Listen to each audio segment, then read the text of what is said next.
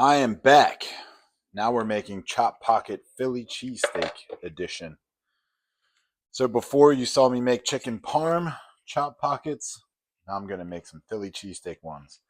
I kind of jumped ahead. I mixed up my seasonings, chopped up my veggies. I have my dough about done, and I'm browning the meat. So you're kind of catching the second, third quarter of this. And like I said, my Chop Pocket dough is about ready.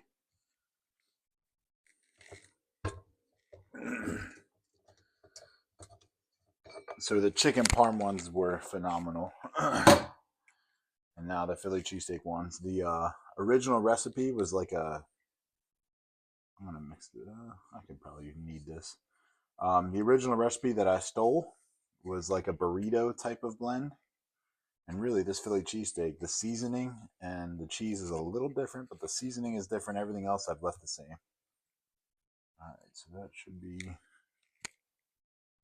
close enough. Pretty good. So I am at home recovering from this distal bicep tear, trying out new recipes, trying things. Not gonna lie, the chicken parm one kind of fried my surgically repaired arm for the day.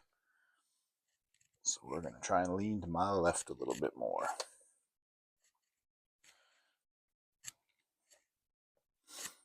So this is the first day not having one or both kids home. Had some snow,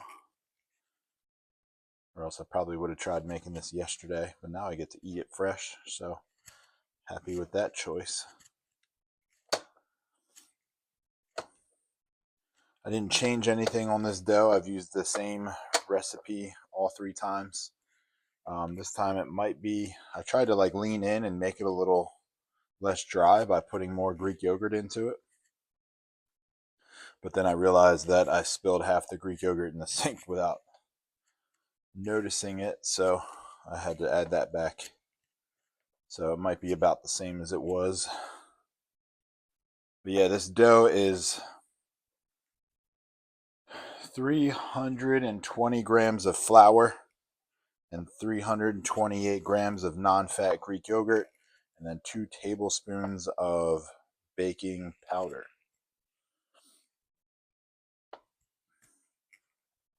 And I will put my spice formula in the comments below. But I've used that before when I've seasoned and done like beef and rice, because I wanted a Philly cheesesteak flavor. And this usually comes out pretty good. It's just a bunch of different seasonings. Philly cheesesteak is all about the cheese and the seasoning. And really the meat, the cut of meat in Philly is head and shoulders above all else. So I'm about probably close to 3 hours away from Philly. But where I was born and raised is about 35 minutes from Philly, depending on how fast and where you drove from. So I'm a little bit picky when it comes to my Philly cheesesteaks. I'm not Center City Philly, so I'm not perfect when it comes to Philly cheesesteaks making or sampling. But when I'm down here in the crab state of Maryland, when people advertise their Philly cheesesteak, I do turn my nose up a little bit. I've had some decent ones, but none of them really match what is closer to the epicenter of cheesesteaks, really.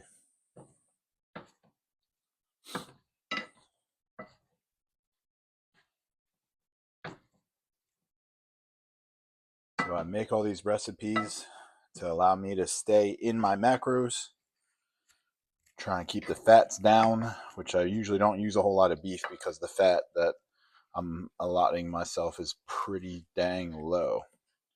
Not really what I advertise for most and what I recommend for most, but for myself, trying some things out and it fits my goals and it's going well, so I'll stick with it. It's almost done. So when you make your dough, and what's the best spot to be so you can see? So when you make your dough for this, you kind of want like this bread shape, like football shape, bread shape sort of deal. And we'll cut that into 4 pieces here in a minute. And we'll use that for our pockets. So I've always been in the practice of, as soon as when my beef is like right on the cusp of being all the way brown, that's when I'll add in the seasoning. So we're right about there.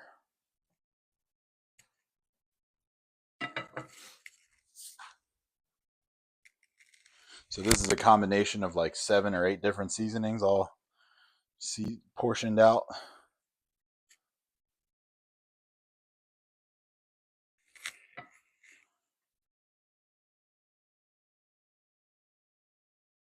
This is a blend of seasonings that I found on the internet a couple years ago that emulate Philly cheesesteak, and it's pretty close. Like I said, I'll put that down below.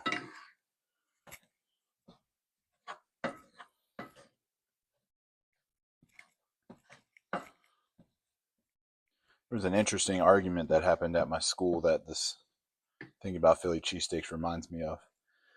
I heard kids arguing very aggressively. This was after my injury, so I was like, let me go break this down before it becomes physical, because I didn't know what it was about. And I walk out there and there's a handful of freshmen arguing, and it wasn't like it was just loud, rambunctious boys. They weren't going to fight or anything. It wasn't that negative, but they were arguing over whether bread has smell or not. And they were all it was one kid versus a group, and the one kid was trying to defend his case that bread does not have a smell. It's like, what are you talking about? It's like, you ever been to Wawa, or you ever been to a place that bakes bread? Subway? He was like, yeah. I was like, you never smelled the bread?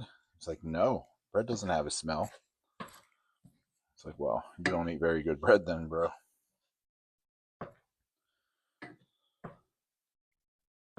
All right, my meat's about done. So the recipe that I'm copying calls for, where's it at? 120 grams of. Again, I'm doctoring this over from a burrito recipe, so they called for 120 grams of salsa. I'm gonna go with onions and green peppers. I'm gonna try and get close to that without overdoing it. Guess I can turn this down some. So we're gonna go half. We're gonna go about 60 grams of these green peppers. It would help if I'd be in grams.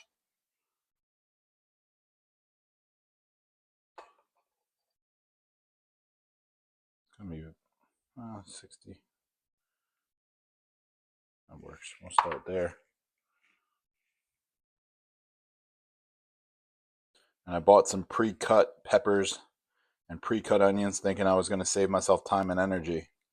And I bought this stuff a couple days ago, and boy, before that day ended, the onions had my whole fridge, my whole house stinking. So, needless to say, I threw that away. I bought a fresh onion that needed to be cut. The only thing that I'm going to miss in this recipe that I couldn't find any decent way to emulate, low cal or low fat version, was Cheese Whiz. Now, it's not a favorite among everybody, but true Philadelphians have seen or tried Philly cheesesteaks with Cheese Whiz. Doesn't mean it's your favorite, and it's okay not to be, but everyone's tried it. I'm going to let this simmer some. I think I might throw in more. Yeah, let's throw in a little more.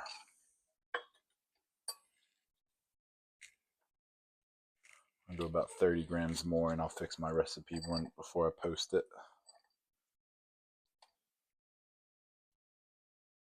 I guess I wouldn't be needing the sticker that came on that green pepper.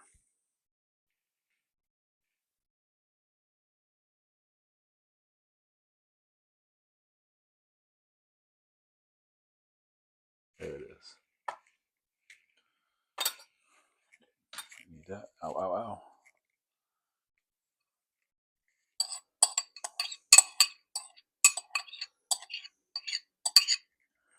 All right, so all that's in there. I'm gonna cover this to help it simmer and help it soften the onions and the peppers a little bit. Turn that up just a hair. And again, it's not steak in the cut that they use. It's just ground 96.4 beef. But again, it'll give the flavor that I'm looking for, and it'll help some. So I'm gonna cover that so it can simmer some and soften the vegetables I put in there.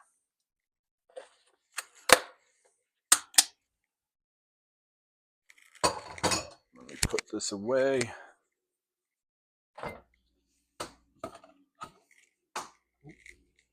I'll save those peppers for my eggs in the morning. Let me get this onion out of here. I'm just going to throw away what I already cut up, but this bigger piece I'll save.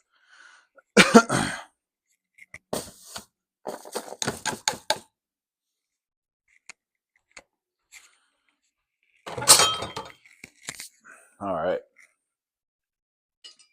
So now let's start prepping our pockets, our dough.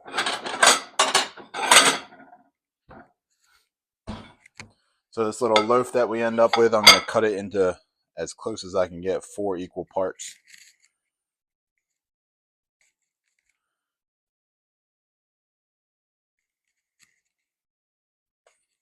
There's 1.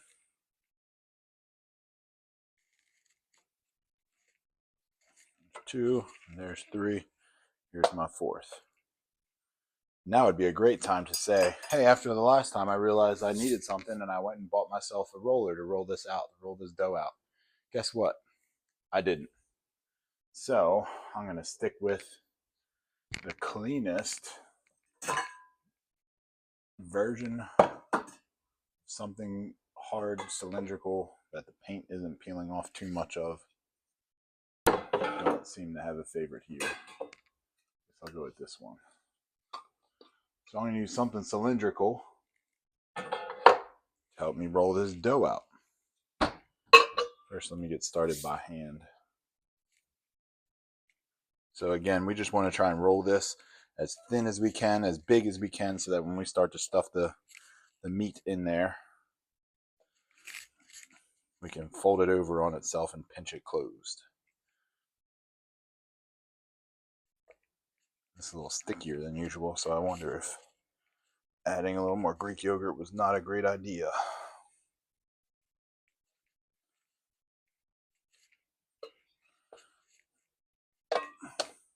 That's all right.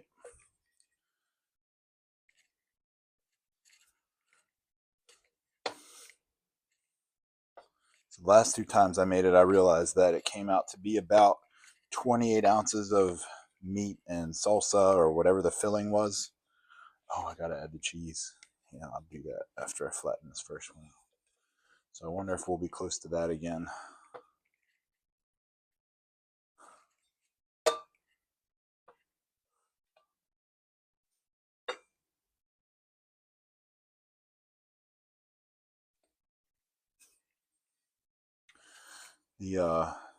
The real good chicken that I used for the chicken parm ones, that was outstanding.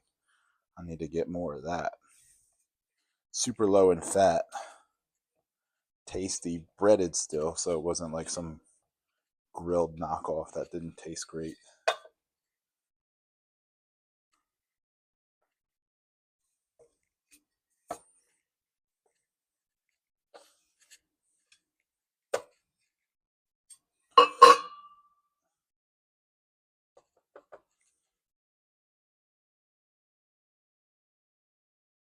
Whew.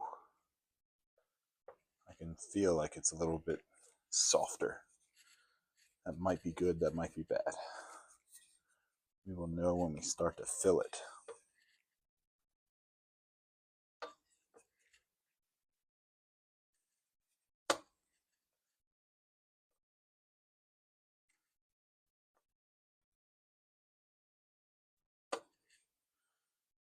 I think it's flattening out a lot easier than the other ones have though, so that's a plus.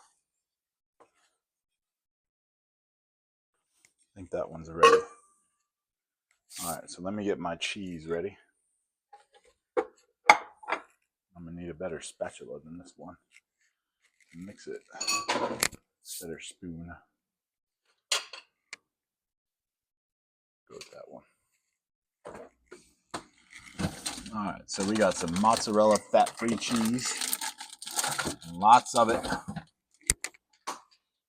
For cheesesteaks, I would like to do provolone. Provolone's loaded with fat, so that wasn't really an option.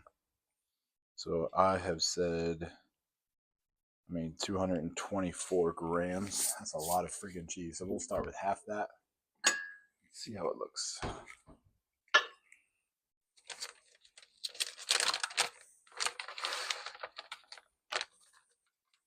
That's 80 grams.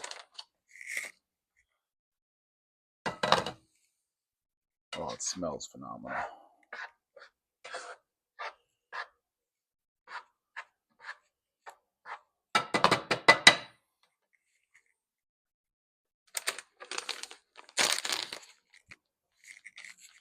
What time is it? Doing all right.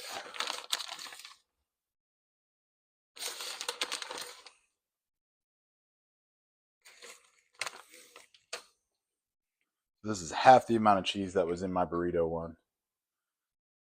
I'll start with that, mix it, and see how it looks.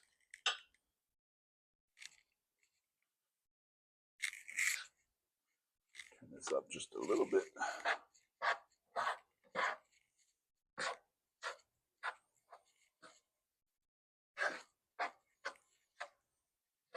I already know I'm going to add more.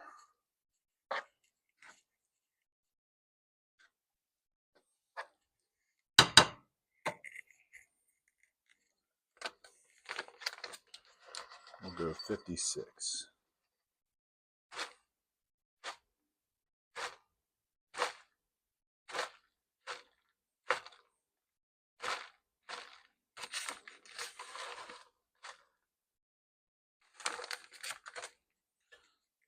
There it is.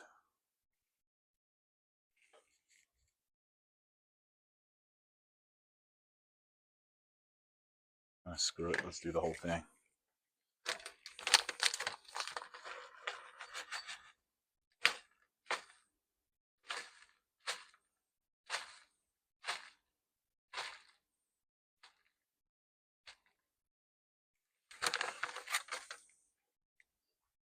Boom.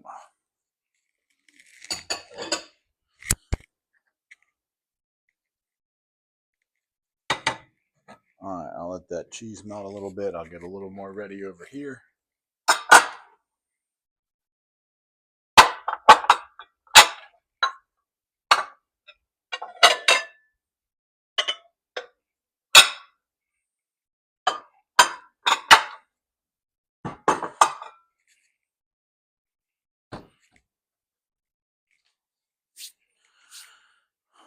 Well, my hands feel really weird from all that flour.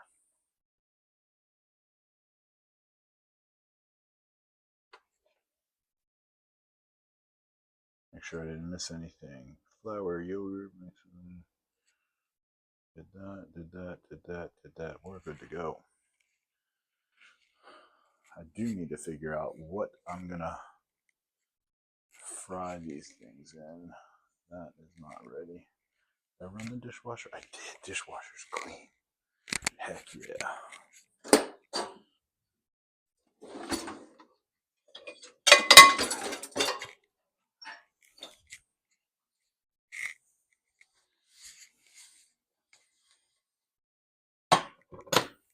Alright, so after I pinch and fold these things full, I'm going to go on here.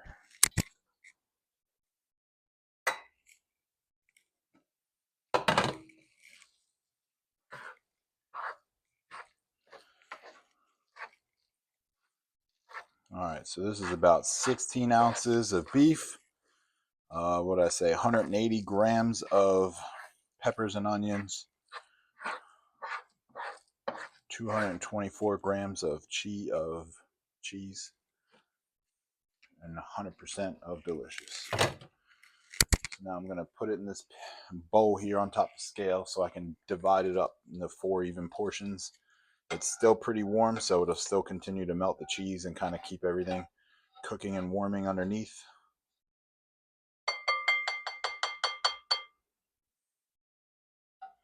Now I can set that aside. As you can see, I went ahead and kind of cleaned ahead of myself this time, so more success there. I'll let that start to warm up. So that is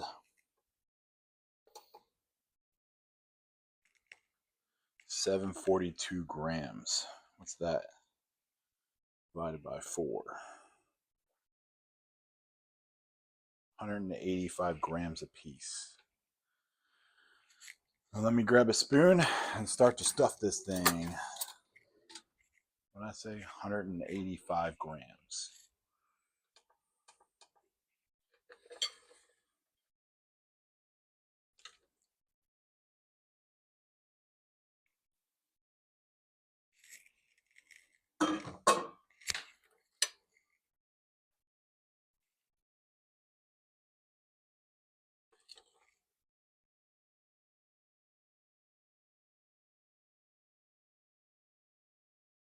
All right, so that's 184 grams, 186 grams. So there we go.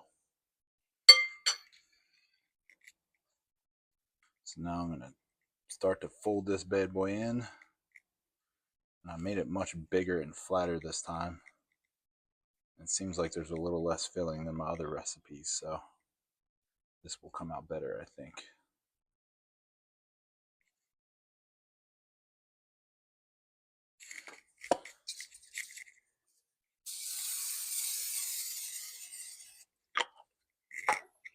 There's the first one. Don't rip, don't rip, don't rip, don't rip. And put that seam side down. Let that cook up a little bit. Oh, I put it there. Need my roller still. Don't need this knife. I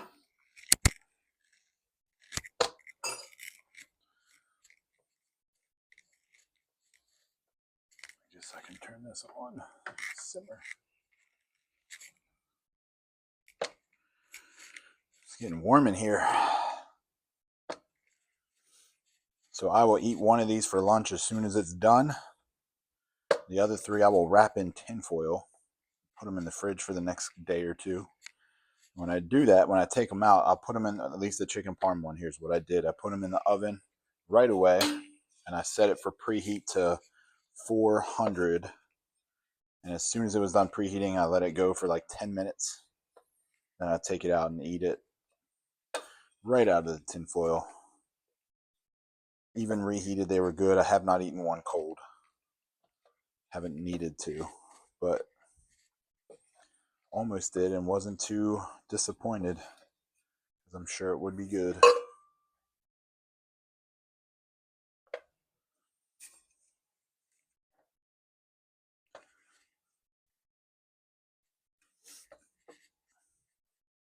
So, if anybody wants to help me take my channel to a whole new level, a rolling pin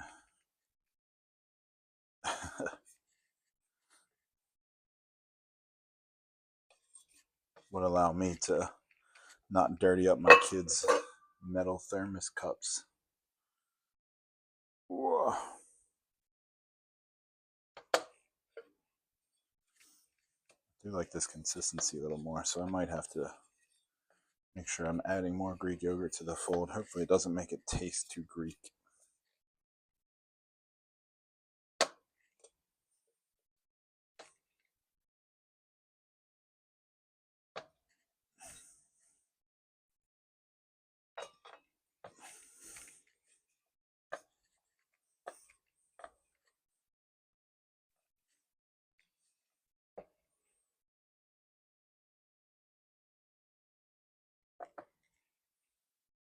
All right, so we got, what did I say, 85 grams? 185 grams. I think I checked, huh?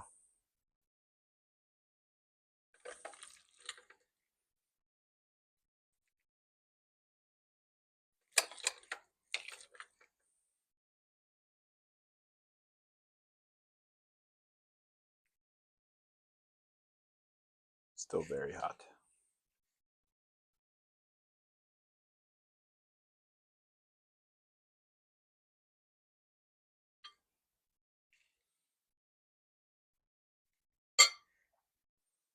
All right.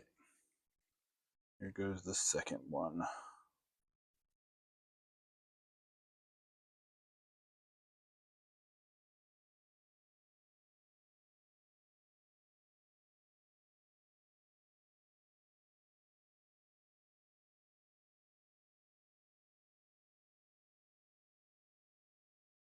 All right, don't rip, don't rip, don't rip, don't rip, don't rip.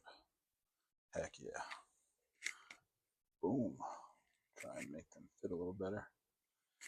There, we have 2 on there. This one I can feel starting to stiffen up a little bit, so that one's almost ready soon. And we will work on the third one.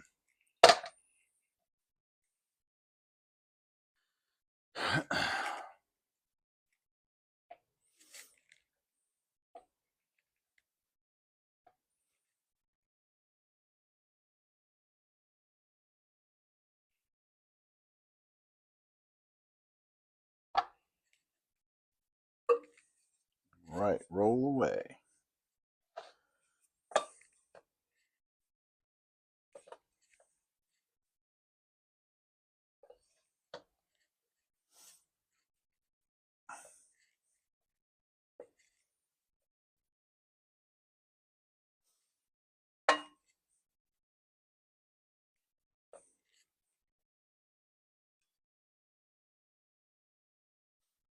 The macros come out pretty darn good on these. I think it totals to like 6 grams of fat.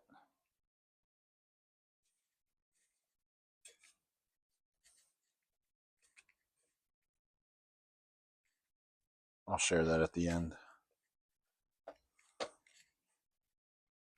Oh, I also wonder if this has anything to do with the consistency of this dough. I ran out of all-purpose flour about halfway through, so I switched and used what I had around, which was white rice flour. So I wonder if that's what's making it a little more moist.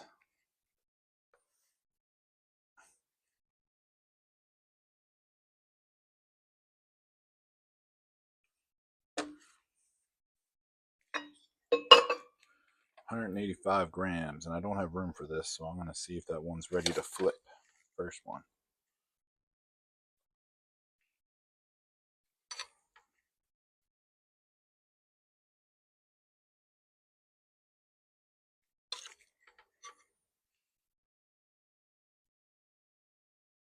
$173. That's $192. $189. Too much go. $184. Here we go.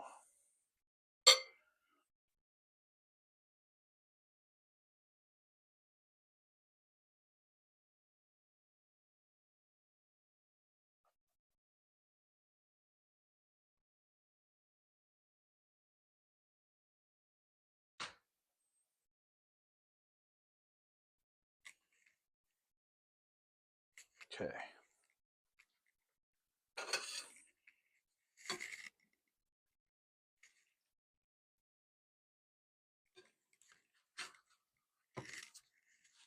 Not quite. Let's crank this bad boy up.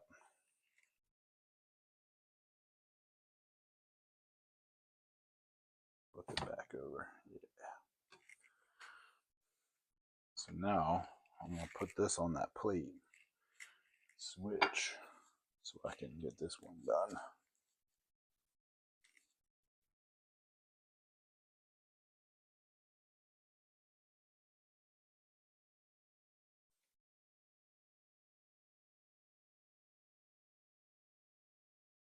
So today I had, for breakfast, I had some eggs, egg whites. I had oatmeal with some blueberries in it, doused in sugar-free syrup. And then I had a post-workout protein shake. I had some rice cakes to go along with that. I'll have this around 2:30, depending on when I can eat this thing, I will have some chocolate chip peanut butter muffins that I make out of creamy rice mix. And then dinner, chicken and rice, my favorite. And then for dessert, that Ninja Creamy there gets used. My new favorite kitchen toy. Got it for my birthday in November. Ever since then, I think I've had a creamy every single night that I've been home, at least.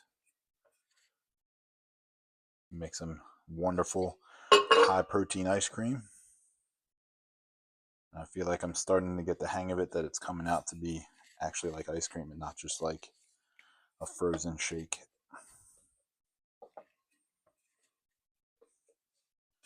So that's what today's eating will look like.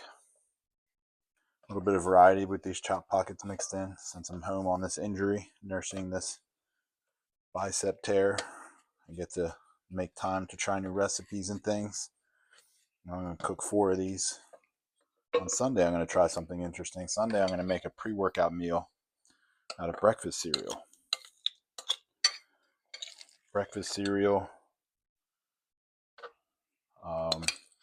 some sugar-free maple syrup, Greek yogurt, a scoop of protein powder, all mixed together and then laid flat, and then I'll eat it like a bark after I freeze it.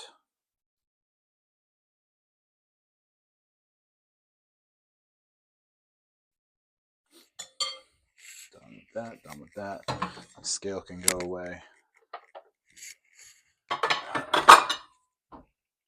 Cheese I should have put away a while ago.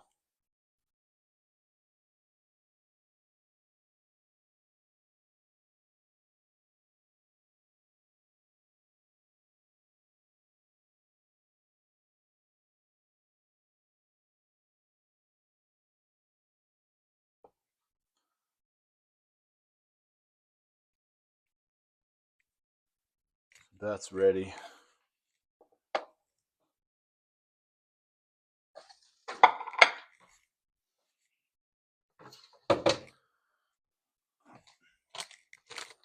Start to clean up my mess a little bit.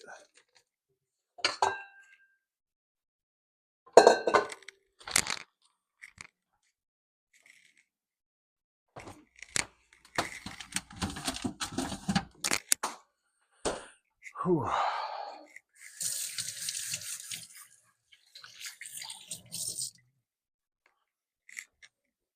Sounds like it's sizzling up some. Let's see if it's browning at all.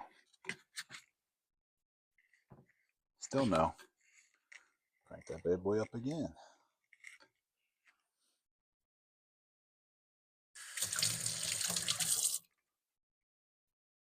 So I started to film my workouts. Really a combination for myself and if there is anybody magically following.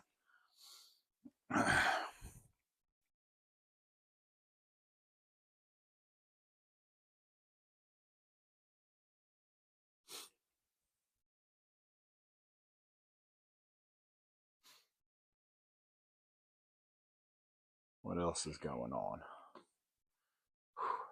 Arms feeling good. Not 100%. My accuracy in my left arm is not going up.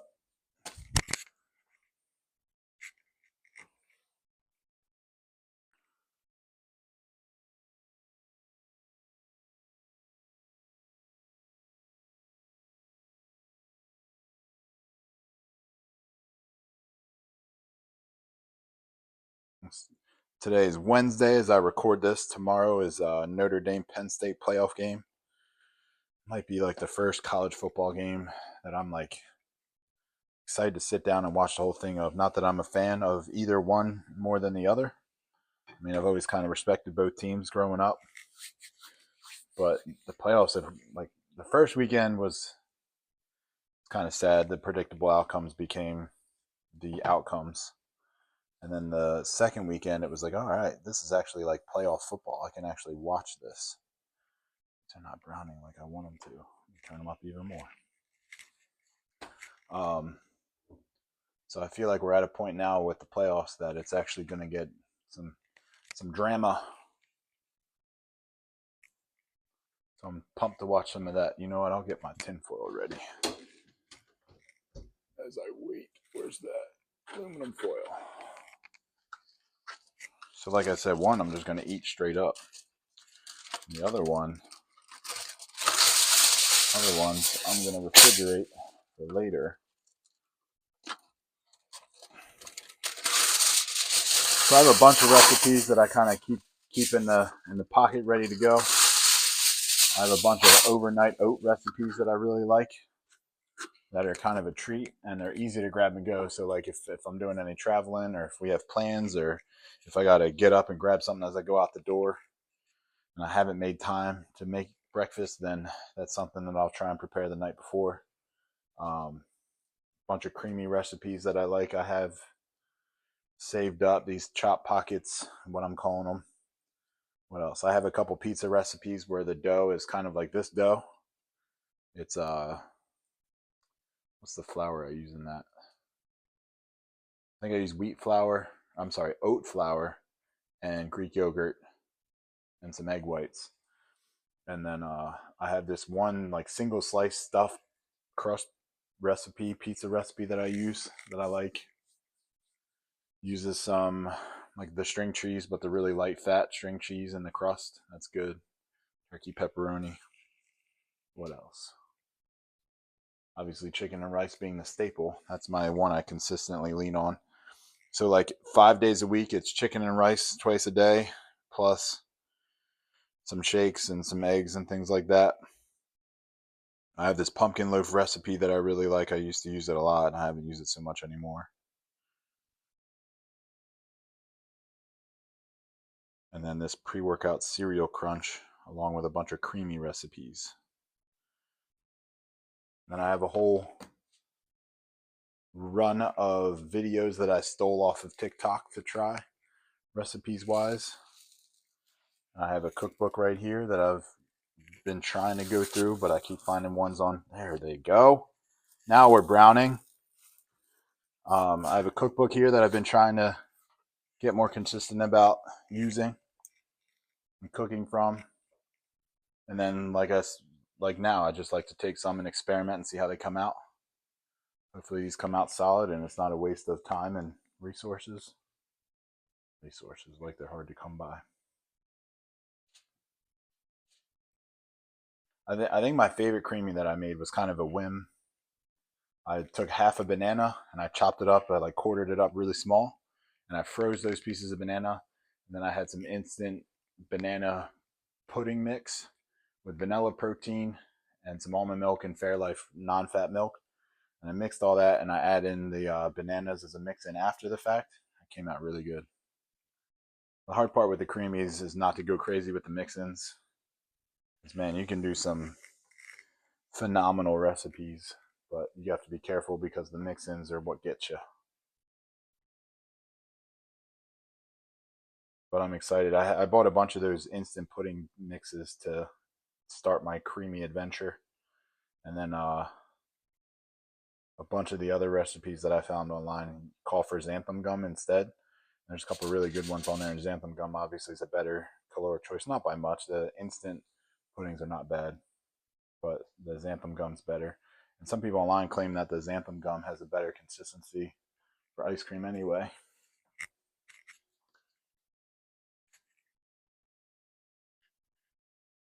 I'm trying to bring my water intake up, so I have to pee so bad. Hopefully one of these is done.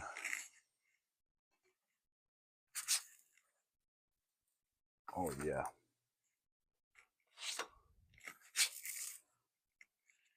Oh, where's that one at? Oh yeah, that one's done. I'm gonna take this off of heat and turn it down a little while I get the next ones on there.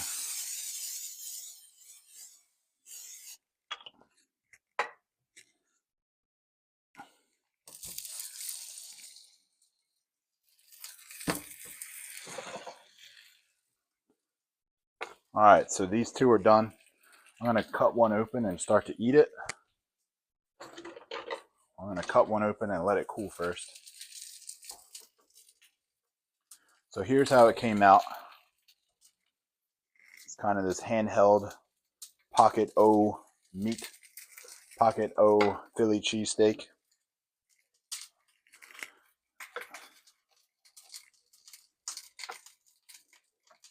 It's very hot. Should have waited to cut it.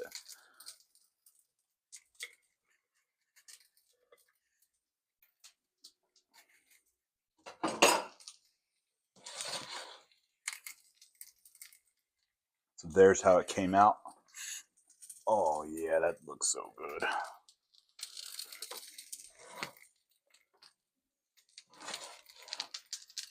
All right, so let's give it a shot.